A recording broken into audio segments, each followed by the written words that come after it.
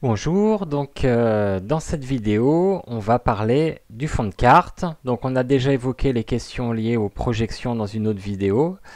Donc là, je vais vous parler de généralisation et de maillage. On va voir l'impact que ça a sur les représentations cartographiques. Alors la généralisation, qu'est-ce que c'est? Ça va être la façon dont le fond de carte va être dessiné. C'est-à-dire, si vous voulez, la précision avec laquelle les tracés géographiques sont dessinés. Quand on parle de tracés géographiques, on parle de maillage administratif, de cours d'eau, des pays, etc. Donc leur précision et également leur style graphique. Alors en fait, pour des questions assez simples, toute carte, on le sait bien, c'est une reproduction réduite d'une portion de l'espace. Il y a un jeu d'échelle quand on fait des cartes. Donc, ça suppose forcément une simplification des tracés. On ne peut pas imaginer représenter sur la carte toute la précision des tracés d'un trait de côte ou d'un cours d'eau.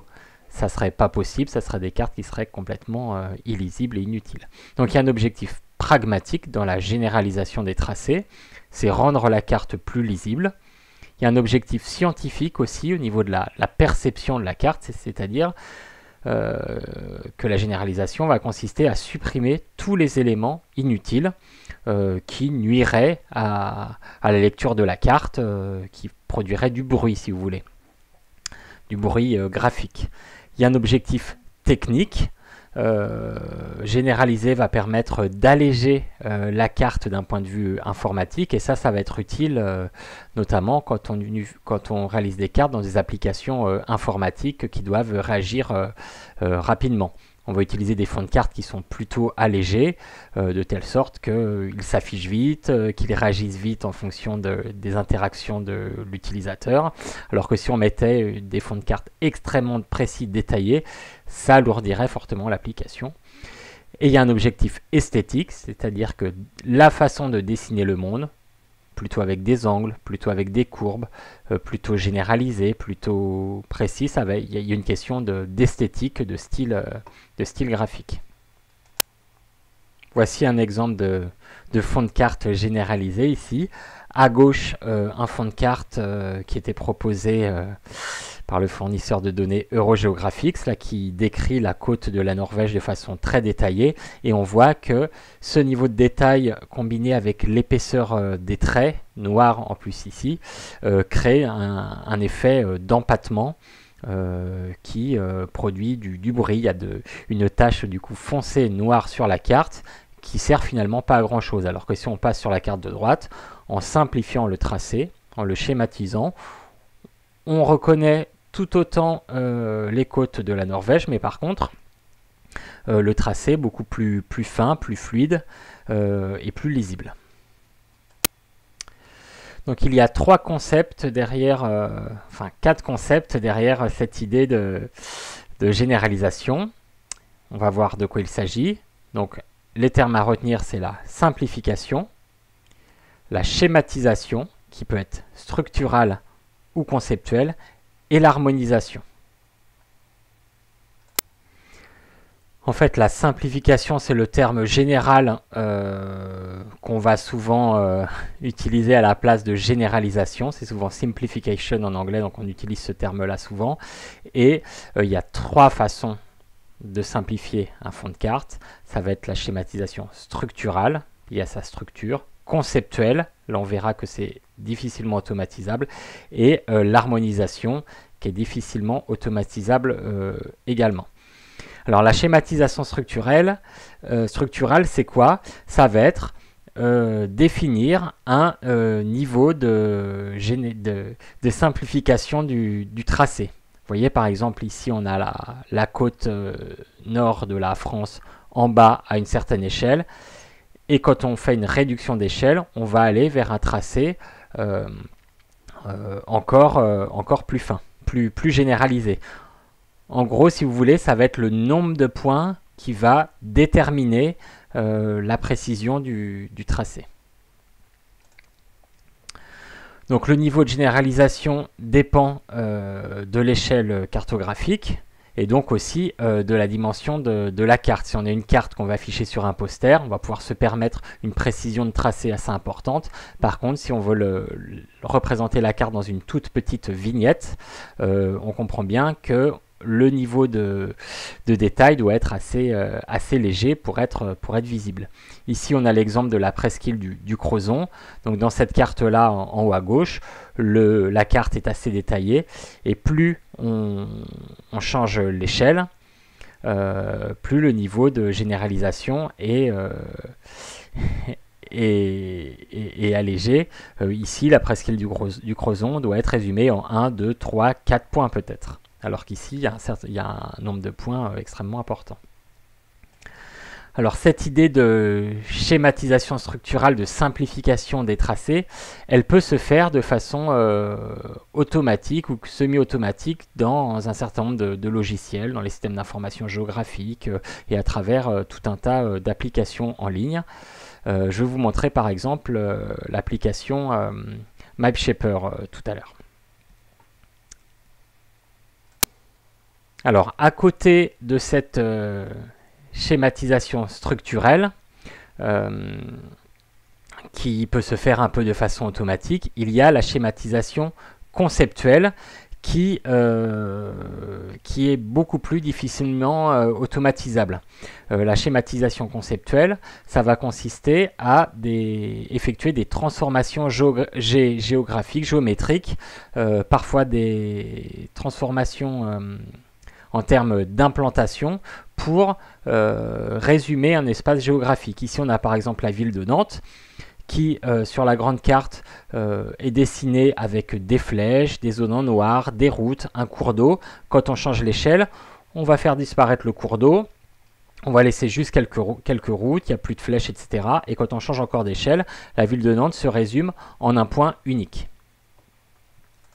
Cette idée de généralisation conceptuelle, on la retrouve pas mal sur les cartes topographiques, y compris sur les cartes type Google Maps, OpenStreetMap, où en fonction du jeu d'échelle, en fonction du changement d'échelle, on va voir un dessin du territoire qui va être extrêmement différent, beaucoup plus simplifié. Des villes qui étaient des surfaces deviennent des points, des routes qui étaient détaillées s'agrègent entre eux, les pâtés de maison s'agrègent, etc. Donc on comprend bien que cette opération de schématisation conceptuelle est vraiment difficilement automatisable et qu'il y a là des choix humains derrière tout ça. Et la troisième étape, troisième type d'opération, ça va être l'harmonisation. L'harmonisation, c'est ce qui permet de faire en sorte que la carte, au final, soit harmonisée, homogène d'un point de vue graphique. Par exemple, si on utilise une couche ici avec un cours d'eau, des cours d'eau avec des tracés très anguleux et une carte de France, un fond de carte de la France avec des tracés très sinueux, très généralisés, si on superpose les deux, on va avoir une espèce de dissonance graphique. Donc il va falloir les retravailler graphiquement pour que l'ensemble soit homogène et harmonieux. D'où cette idée d'harmonisation. Alors, en réalité, quand on effectue une mise en forme d'un fond de carte, comme ça, sa simplification, sa généralisation, on pourra avoir une partie des opérations qui sont automatiques, mais c'est difficile de se passer de choix humains. Par exemple, ici, on a un exemple théorique où on a un territoire avec une petite île. Et de fait, il y a mille et une façons de prendre en compte cette petite île. Par exemple, ici, là, si cette île est petite et qu'elle n'a absolument aucun intérêt dans mon message cartographique, ce que je veux montrer, je peux très bien la faire disparaître. Mais si elle est importante, je peux choisir de la déplacer un petit peu pour la rendre plus visible, voire même carrément la grossir, ou passer, pourquoi pas, par des représentations beaucoup plus schématiques où cette île serait largement mise en évidence. En réalité, tout cela, ces choix dépendent du message qu'on veut montrer. car il faut bien comprendre que derrière toute carte, il y a vraiment cette idée de simplification du réel. Il y a un certain nombre d'auteurs, dont Borges, Lewis Carroll, Umberto Eco, qui ont un peu déliré sur cette idée de ce que serait une carte à l'échelle 1, c'est-à-dire une carte qui aurait la taille du territoire et qui représenterait tout du territoire. Donc ils racontent ça dans des histoires un peu humoristiques, tout ça pour dire que une telle carte serait absolument inutile parce que elle ne simplifierait pas le réel et du coup démontrerait finalement et n'expliquerait finalement pas grand-chose. Derrière toute carte, il y a cette idée de schématisation, de simplification, et c'est ça qui rend la cartographie intéressante. La carte n'est pas le territoire, c'est une représentation de celui-ci selon des hypothèses, des savoir-faire, etc. Donc ça, cette idée-là, on la retrouve aussi dans le fond de carte. À quoi bon tracer tous les détails d'un fond de carte si ceux-ci sont inutiles? Allons à l'essentiel. Donc là, je vais vous montrer comment un petit outil pour montrer comment simplifier assez facilement un fond de carte. Bon, je vais sur le site Natural Earth Data, qui est un site qui fournit tout un tas de fonds de cartes à l'échelle des pays du monde. Donc vous pouvez l'utiliser, c'est un site qui est vraiment pas mal. Hop, il fait pas.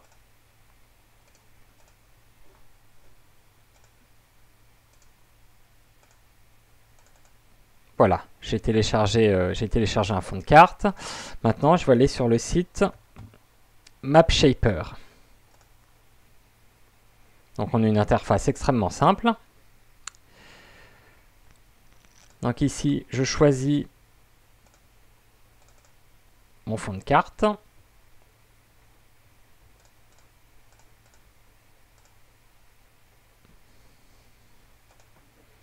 J'ai des options d'importation, donc il va vérifier tout un tas de choses à l'import. Et voilà, j'ai un fond de carte qui est assez précis. Et là, dans ce site, je peux cliquer sur Simplify. Voilà, c'est le terme simplification qui englobe un peu cette idée de schématisation. En fait, c'est la schématisation structurale. Je peux cocher un certain nombre d'options. Par exemple, éviter qu'en simplifiant, il me supprime des pays. Parce qu'on va voir que si on simplifie beaucoup, il y a ce risque-là. Et il y a 3 algorithmes différents que vous pouvez tester. Et quand on a choisi, on a une barre ici qu'on va pouvoir faire varier. Et on voit que petit à petit, le nombre de points disparaît. Alors bien sûr, si je vais très loin, on a une schématisation extrêmement forte qui n'a pas beaucoup de sens. Mais par exemple, si on s'arrête à ce niveau de généralisation, on a un fond de carte très léger qui peut être utile pour réaliser par exemple une application de cartographie interactive ou même une carte. Quand on va mettre une petite carte dans un coin, ce niveau de généralisation est pas mal. On pourrait aussi se situer à ce niveau-là, mais là c'est vraiment trop lourd, trop fort.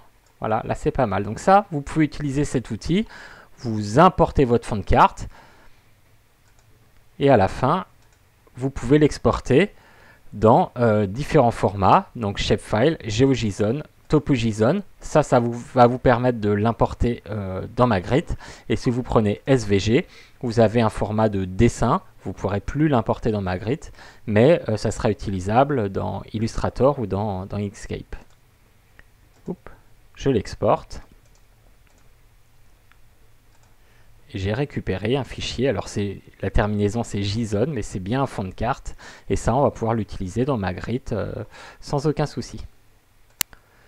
Donc en résumé, la simplification des fonds de carte est absolument nécessaire, la généralisation des fonds de carte. On va parler de schématisation structurale quand il s'agit de alléger le nombre de points, et ça peut se faire de façon automatique. De schématisation conceptuelle quand là il y a un regard humain, une intention et une façon de changer parfois les objets d'implantation. Voilà. Et l'harmonisation, ça va être faire en sorte que l'ensemble des tracés de la carte sont homogènes et harmonieux. Alors bien sûr, dans la pratique, on ne va pas construire un fond de carte à la main en se posant toutes ces questions à chaque fois. Mais ça peut être intéressant après voilà, ça dépend de la thématique. Souvent on va utiliser un fond de carte qu'on aime bien, qui est généralisé comme on aime bien, mais par exemple si on travaille à l'échelle des pays du monde et que tout à coup on choisit de travailler sur les paradis fiscaux, eh ben on va avoir envie de mettre en évidence des territoires type les îles Caïmans, les Bermudes, qui sont complètement inutiles si on fait une carte sur la population. Donc voilà, le fond de carte, il est à adapter en fonction de la thématique aussi. La deuxième chose dont je voudrais parler à propos de ces fonds de carte, ça va être la question du maillage. En fait, le maillage, c'est souvent là qu'ont été collectées les informations, et c'est là que on met à disposition l'information dans le tableau de données, et c'est dans un maillage qu'on va souvent représenter cette information sur des cartes. Le maillage est principalement souvent administratif. On va faire des cartes au niveau des communes, des départements, des régions, des pays du monde, etc. Mais ce maillage, il a aussi un impact sur la façon dont on va voir et donner à voir l'information géographique. Prenons un exemple théorique. On a un territoire donné avec des habitants. Certains sont riches et certains sont pauvres. Il y a à peu près autant d'habitants riches que d'habitants pauvres. Les riches sont en rouge, les pauvres sont en bleu.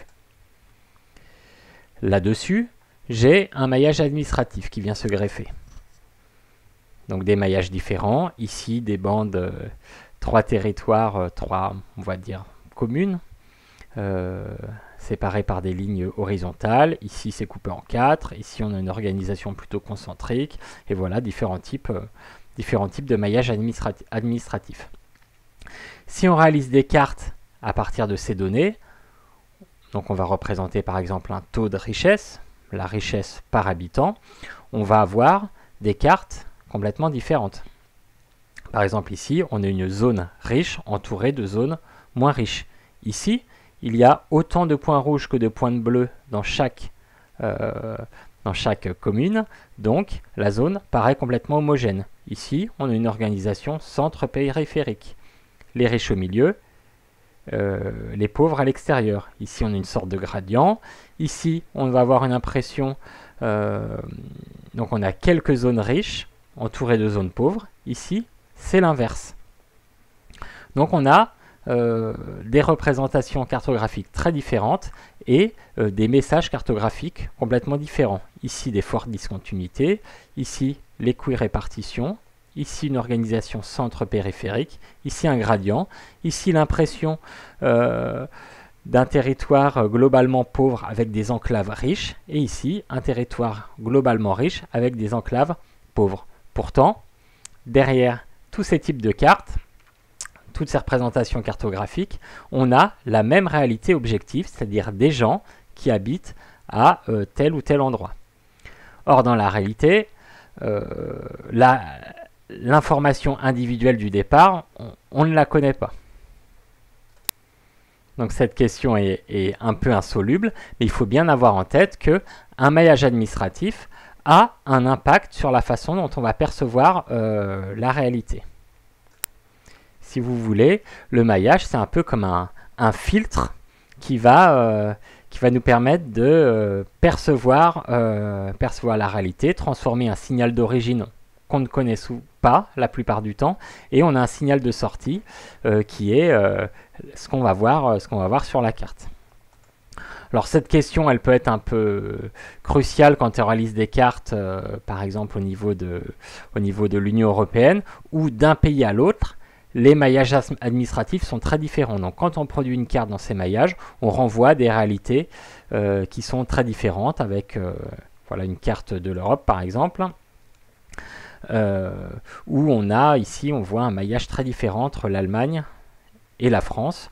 Donc par exemple, en Allemagne, on va représenter des informations où les villes-centres et leurs banlieues sont dans des unités géographiques différentes, tandis qu'en France, tout cela est agrégé. Donc on met des réalités un peu pas tellement comparables sur une carte. Voilà, c'est des biais qu'il faut avoir en tête.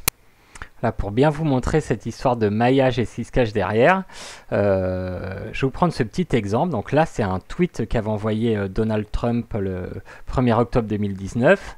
Donc c'était il y a un an. Il était alors en pleine procédure d'impeachment. Je ne sais pas si vous vous rappelez de ça. C'était suite à l'affaire ukrainienne.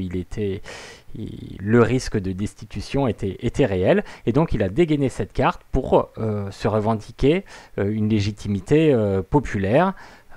Selon lui, les Américains le soutenaient. C'était visible sur la carte.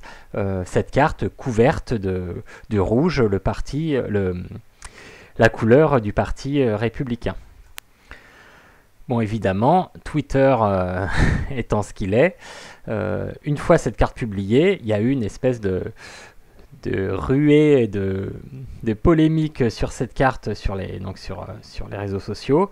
Déjà, bon, les données, on ne savait pas exactement d'où elles venaient. Est-ce que c'était les résultats de son ancienne élection, ou voilà, c'était pas tout à fait clair. Et certains ont fait remarquer que cette carte ressemblait comme deux gouttes d'eau à la carte de la réélection de Richard Nixon en 1972, qui a remporté 49 des 50 États américains. Et tout ça pour rappeler que Reagan, lui aussi, malgré ce résultat, avait été destitué par la suite. Mais c'est pas ça le plus important. Le plus important, c'est que cette carte représente l'information dans un maillage administratif sans tenir compte du nombre d'électeurs dans ces maillages. La carte paraît impressionnante, certes, mais elle met au même niveau les comtés qui sont très peuplés et les comtés quasi vides. Si on réalise la même carte, mais en prenant en compte la population, on se rend compte que, en fait, les petits comtés qui étaient représentés en bleu, qui paraissaient peu nombreux, sont en fait les comtés où il y a beaucoup de monde. Donc ici, si on représente cette carte-là en prenant en compte la population, on se rend compte que la réalité est tout autre. Raison pour laquelle d'autres représentations ont été proposées, notamment celle-là, c'est-à-dire une représentation par anamorphose, où le territoire, cette fois-ci, est représenté en prenant en compte le nombre de votants dans ces comtés. Donc effectivement, là, on se rend compte que par rapport à cette carte-là, cette carte par anamorphose rend compte d'une réalité complètement différente. C'est ce que rappelle également cette petite animation.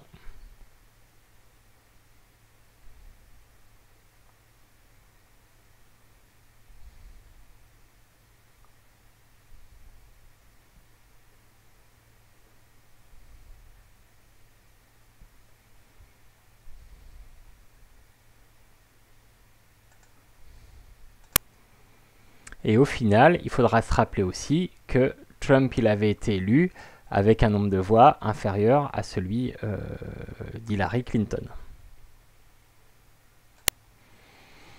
En fait, cette idée de maillage et de résultats électoraux, c'est quelque chose qui est très connu et très documenté depuis longtemps, parce que ça permet, en faisant du charcutage électoral, on parle souvent de ça, de redécoupage de circonscriptions administratives, électorales, etc. Parce que ça permet de modifier les résultats d'un vote. Ici, par exemple, on a une élection où on a 60% de bleus, 40% de rouges, disons démocrates et républicains. Si on effectue un maillage administratif de cette façon-là, les bleus gagnent. Si on change le maillage administratif de cette façon-là, les rouges gagnent. Donc la façon de découper le territoire a un impact très concret en termes de pouvoir. Et pour cela, un exemple très connu et très célèbre est celui, donc la gauche là, d'un découpage effectué en 1811 par le gouverneur du Massachusetts, Massachusetts, Elbridge Gerry, qui découpe une circonscription qui, ça a été repris dans la presse, est une forme de salamandre. Et du coup, on parle aujourd'hui de gerrymandering, c'est-à-dire de charcutage électoral, cette façon de découper les circonscriptions pour faire élire telle ou telle personne.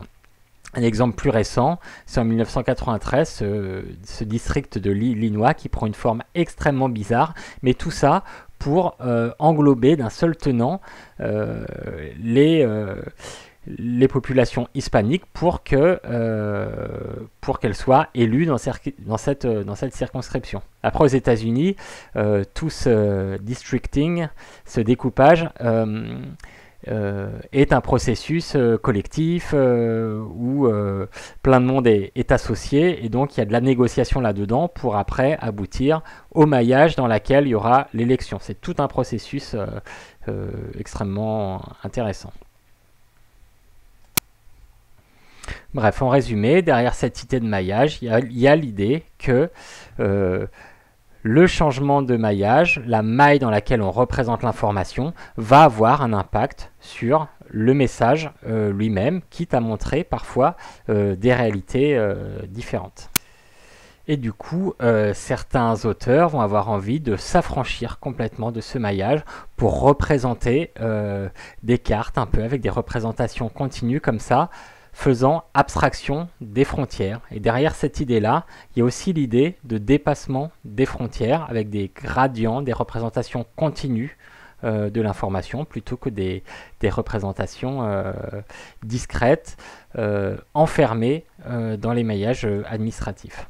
Donc ça, c'est un type de représentation qu'on peut faire dans Magritte, mais qui est un peu compliqué d'un point de vue méthodologique, donc je ne vais pas spécialement vous le détailler ici. Voilà aussi une représentation lissée. Donc ça, c'est l'épidémie de Covid. C'est le nombre de morts pour 100 000 habitants. Donc une représentation qui fait abstraction du maillage administratif. Donc quand on fait exploser le maillage de cette façon-là, on plaide pour des représentations beaucoup plus graduelles, continues, sans rupture spatiale. Ce qui est aussi un choix en termes de méthode et un choix en termes de communication. Bref, ce qu'il faut retenir sur cette idée de maillage administratif, de fond de carte en général, c'est que avant même d'y déposer de l'information, le décor de la carte va être déterminé par le système de projection, le maillage qu'on va utiliser et la façon de dessiner le fond de carte, son niveau de généralisation. Voilà, si vous avez des questions, n'hésitez pas à me le dire par mail ou m'en parler en cours. Bon courage à tous.